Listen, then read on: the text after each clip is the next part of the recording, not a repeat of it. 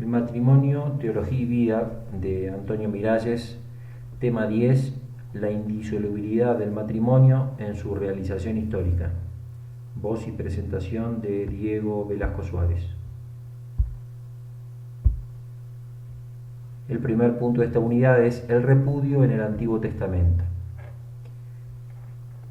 El repudio por parte del marido era la manera de disolver los matrimonios en los pueblos vecinos y en Israel. Tenía su regulación jurídica consuetudinaria recogida en sus leyes.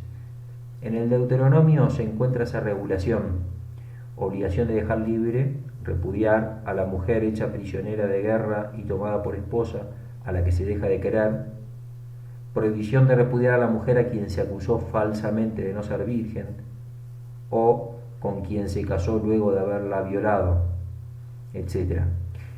La disposición más general es la de Deuteronomio 24, 1-4. Cuando alguno tomare mujer y se casare con ella, si no le agradare por haber hallado en ella alguna cosa indecente, le escribirá carta de divorcio y se la entregará en su mano, y la despedirá de su casa. Y salida de su casa podrá ir y casarse con otro hombre. Pero si la aborreciere este último y le escribiere carta de divorcio y se la entregare en su mano y la despidiere de su casa, o si hubiere muerto el postrer hombre que la tomó por mujer, no podrá su primer marido que la despidió volverla a tomar para que sea su mujer después que fue envilecida, porque es abominación delante de Jehová, y no has de pervertir la tierra que Jehová tu Dios te da por heredad. Es una norma que presupone una praxis cuya existencia se acepta, pero al mismo tiempo no se la ve como algo positivo. Habla de que la mujer que es repudiada fue envilecida. Lo único que prescribe esta disposición es la prohibición de volver a tomar a la repudiada y la formalización del acto de repudio mediante un escrito. Así se defiende a la mujer, que puede probar su estado libre, y ayuda al hombre a no tomarse el repudio a la ligera. En cuanto al motivo del repudio, las expresiones algo que desagrada o literalmente la desnudez de la cosa, en tiempos de Jesús se interpretaba de modo diferente. Estaba la escuela de Shammai, que ponía el énfasis en el término desnudez, interpretando la causal como el adulterio de la mujer. Y por otro lado la escuela de Hillel, que ponía el énfasis en algo o alguna cosa, por lo tanto entendía que era causal de repudio otros motivos menos graves que el adulterio. De manera resumida podríamos decir que la visión que en el Antiguo Testamento se tiene del repudio es de algo negativo, vergonzoso. Nunca se alaba, se limita y se regula como garantía para la mujer principalmente. El libro de Malaquías es una clara muestra de esta visión negativa del repudio. Dice en el capítulo 2, versículo 14 al 16, Yahvé odia el repudio. Veamos el segundo punto de esta unidad, la indisolubilidad en el Nuevo Testamento. En primer lugar, las enseñanzas de Jesús en los Evangelios y en las cartas paulinas. En el Evangelio de San Marcos, capítulo 10, versículo 2 al 9, aparece la respuesta de Jesús a los fariseos, que se ve que conocían su doctrina sobre el matrimonio. Por eso dice el Evangelio que le preguntan para probarlo, para ponerlo en contra de Moisés. ¿Puede el marido repudiar a la mujer? Él le respondió: ¿qué os prescribió Moisés? Ellos le respondieron: Moisés permitió escribir el acta de divorcio y repudiarla. Jesús les dijo: teniendo en cuenta la dureza de vuestra cabeza, escribió para vosotros este precepto. Pero desde el comienzo de la creación, Dios los hizo varón y hembra. Por eso dejará el hombre a su padre y a su madre, y los dos se harán una sola carne. De manera que ya no son dos, sino una sola carne. Pues bien, lo que Dios unió, no lo separe el hombre. En el Evangelio de San Mateo, por otra parte, capítulo 19, versículo 3 al 8, los fariseos preguntan sobre cuál es el justo motivo para el divorcio.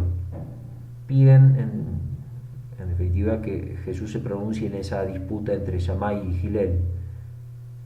Le dicen: ¿puede uno repudiar a su mujer por un motivo cualquiera? Él respondió: ¿no habéis leído que el Creador desde el principio los hizo varón y hembra, y que dijo: por eso dejará el hombre a su padre y a su madre, y se unirá a su mujer, y los dos se harán una sola carne? De manera que ya no son dos, sino una sola carne. Pues bien, lo que Dios unió, no lo separe el hombre. Dícenle entonces: ¿por qué Moisés prescribió dar acta de divorcio y repudiarla? Respondióles: Moisés, teniendo en cuenta la dureza de vuestra cabeza, os permitió repudiar a vuestras mujeres, pero al principio no fue así. En los dos relatos queda claro que Jesús condena el repudio. En Marcos, capítulo 10, versículos 11 y 12, Jesús dice: el que repudia a su mujer y se case con otra, comete adulterio. Si ella repudia a su marido y se casa con otro, comete adulterio. Es decir, la prohibición va para los dos, marido o mujer. Palabras similares aparecen en Lucas, capítulo 16, versículo 18. Las palabras del Señor, por un lado, reprueban el repudio, y por otro lado consideran adulterio las bodas posteriores al repudio.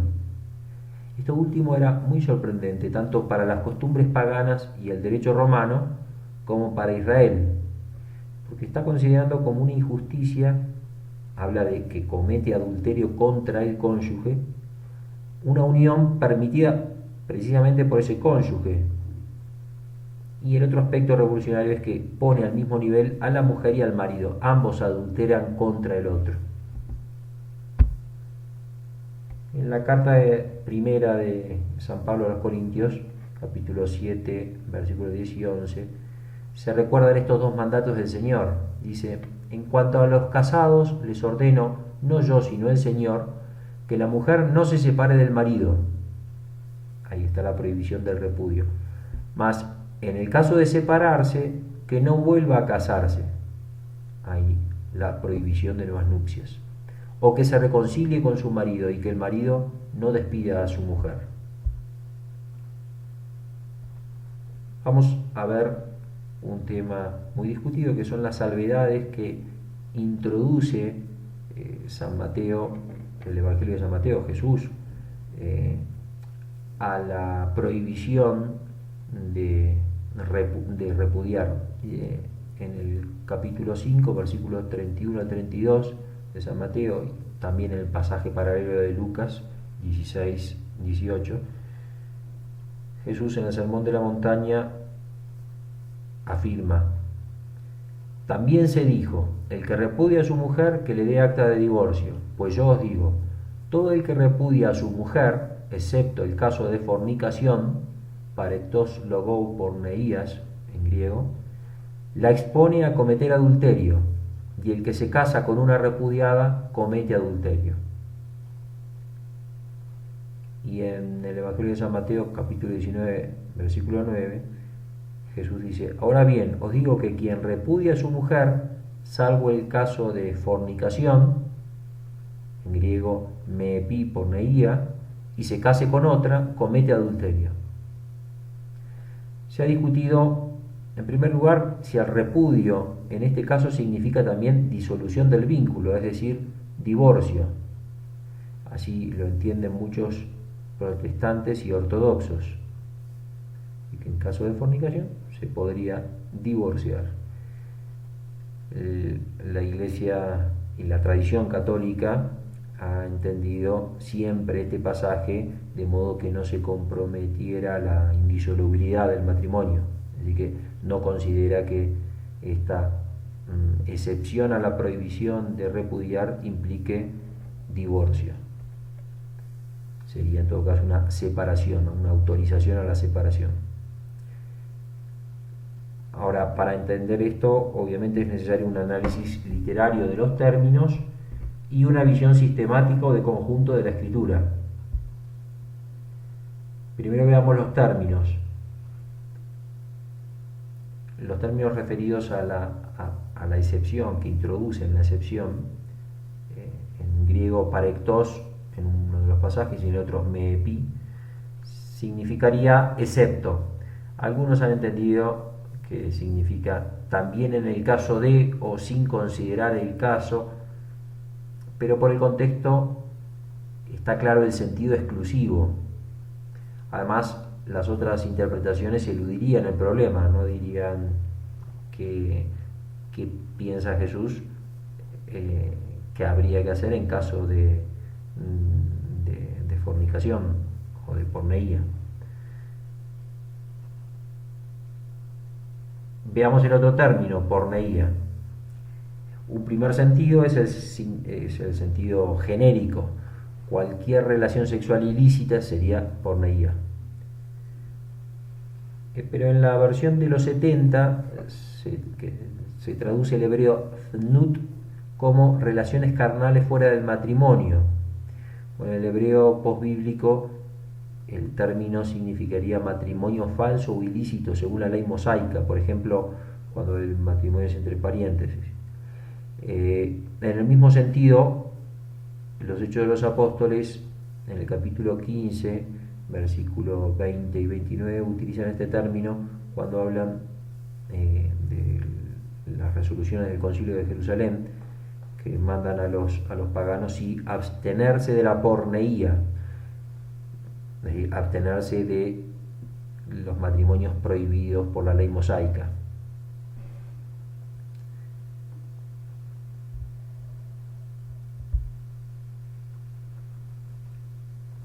La crítica que se hace a esta interpretación es que no tiene sentido una interpretación de este tipo en el contexto de la respuesta de Jesús, porque la cuestión que se le plantea no afectaba a matrimonios prohibidos. Obviamente la pregunta que le hacían sobre la posibilidad de dar el libro de repudio estaba dirigida a aquellos casos de matrimonios lícitos. La otra interpretación que se da de porneía es matrimonio mixto, matrimonios mixtos con paganos, que efectivamente se usa así en pasajes del Antiguo Testamento, la prohibición de matrimonios o porneía, matrimonios mixtos con no judíos, y es congruente con la resolución del Concilio de Jerusalén, que estaría mandando no casarse con no cristianos. Y se entendería también en este sentido el permiso que da San Pablo en la primera carta de los Corintios, capítulo 7, versículos 12, 13, que dice: digo yo, no el Señor. Está claro que está dando una excepción a la excepción prevista por Jesús, de la posibilidad de dar libre de repudio, que continúen conviviendo con el pagano, la cristiana que se case con el pagano o viceversa. La dificultad que presenta esta interpretación es que fue ignorada por escritores cristianos en los primeros siglos. No es algo que se haya manejado desde un comienzo. Bueno, pero volviendo a la interpretación de estos términos, se queda Miralles con la interpretación del término parektos o meepi en sentido exclusivo y porneía en el sentido genérico de cualquier relación sexual ilícita. Otra cuestión que se plantea es si la excepción refiere solo al repudio o también al matrimonio posterior. Es decir, en caso de porneía se puede dar el libelo de repudio y también se puede casar, o solamente se puede dar el libelo de repudio. El Evangelio de San Mateo literalmente puede interpretarse en ambos sentidos, pero teniendo en cuenta los textos paralelos de Marcos, Lucas y la primera carta de los Corintios, se concluye, sin hesitación, que la prohibición de repudio tiene una excepción, este caso de porneía. En cambio, la prohibición de una unión posterior no tiene excepción, es siempre adulterio. Resumiendo entonces la doctrina del Nuevo Testamento, podríamos decir, en primer lugar, que es obligatorio evitar el repudio, la separación. El repudio es algo visto de modo negativo.